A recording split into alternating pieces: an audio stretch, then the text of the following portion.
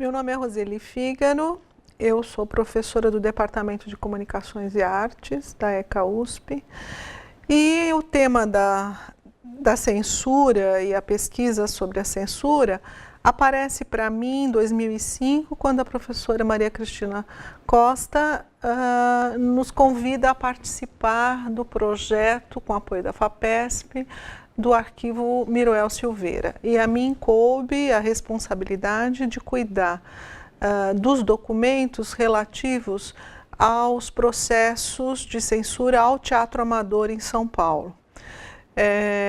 Inicialmente nós imaginávamos que esse material seria restrito, um número pequeno, mas à medida que fomos conhecendo os documentos da censura que tivemos acesso a partir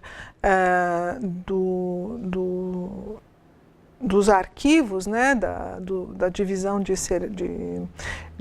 censura às diversões públicas do Estado de São Paulo, nós verificamos que o montante de documentos era de fato bastante expressivo, mais de 2.000 peças que passaram pelo crivo da censura ao decorrer de 1927 a 1970, que é o período do arquivo.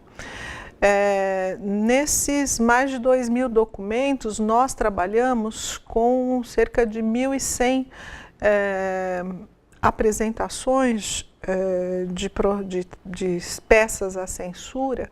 E interessante é que nós fomos verificando nesse período de pesquisa é que essas peças, desde que foram apresentadas então à polícia para sofrerem a censura, eram encenadas nos espaços mais singelos, desde uma igreja, uma associação de trabalhadores, uma mútua, né? Como eram chamadas as associações de trabalhadores no início do século XX, mas nos meados do século XX, nos anos 50, nos sindicatos, numa escola religiosa, enfim, a censura de Estado, então organizada pelo Estado, não deixava passar nada.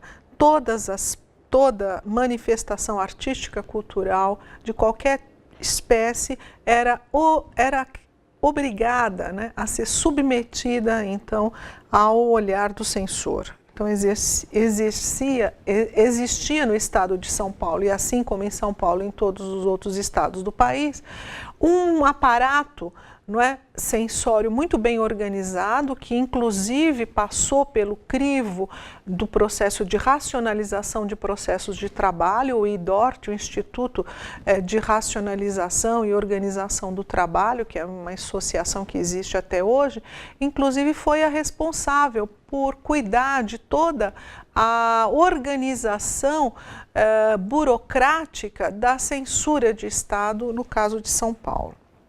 Então, esses documentos, eles são muito bem estruturados, não é? Enquanto uma burocracia, e com isso, esse arquivo Miroel Silveira, ele, por incrível que pareça, não é? Ele acaba sendo a memória, não é? Por conta desses documentos, dessa burocracia organizada, a que toda a expressão cultural deveria ser submetida, ele acabou sendo uma memória do que foi, então, o pensamento de uma parte da nossa sociedade com relação aos bens culturais. Então, especificamente com relação ao teatro amador e independente, feito por trabalhadores, em associações, em escolas, por jovens estudantes, essa censura, ela procurou tratar essas peças, essa manifestação, da mesma maneira que, vamos dizer assim, tratava o grande teatro. A censura moral foi a censura que teve maior destaque, foi a preocupação central, quer dizer, como é que a família se estrutura, qual é o papel da mulher. Então, o papel da mulher sempre muito visado, né, com a questão da moralidade, e a censura política, com relação, sobretudo, à organização dos trabalhadores, né? Bom, então, ao observar esse material, nós pudemos organizar a pesquisa em duas etapas. Uma etapa muito voltada aos documentos da primeira metade do século XX, onde nós temos uma conjunção aí de fatores históricos, econômicos, de organização da sociedade brasileira, sobretudo de São Paulo, como um polo de desenvolvimento da industrialização, não é? E que o teatro, então, feito, a comédia e o drama feito no teatro amador vai expressar isso. E a censura também. Essa primeira pesquisa, então, ela está publicada hoje num livro que se chama Na Cena Paulista, o Teatro Amador. É um estudo que vai de 1927 a 1945, com o levantamento, então, de todas as peças de teatro que foram encenadas em espaços que não os grandes teatros, chamados, então, de teatro independente ou teatro amador. E a segunda pesquisa que cuidou desses mesmos processos a partir de 1946 até 1970, não é? Momento em que a censura, então, se federaliza e vai para Brasília, e nós não temos mais essa documentação em São Paulo. O fruto dessa segunda pesquisa também está publicado num outro livro denominado Comunicação, Teatro e Sociabilidade, a Censura ao Teatro Amador, de 1946 a 1970. Né?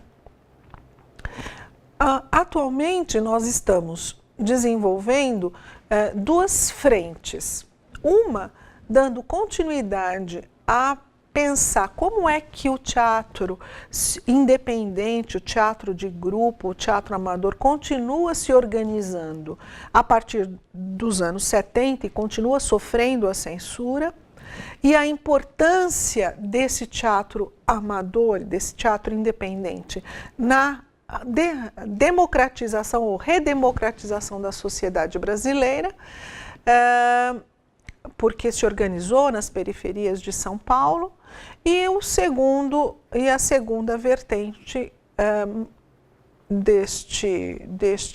desta pesquisa, preocupada agora com, a partir de 1988, nós não temos mais o Estado organizando um aparato censório. Então, nós não temos, do ponto de vista do Estado, nenhuma instituição encarregada de fazer a censura como tivemos ao longo de todo o século, de grande parte do século XX. Então, como é que a censura se estabelece hoje? O que é censura hoje?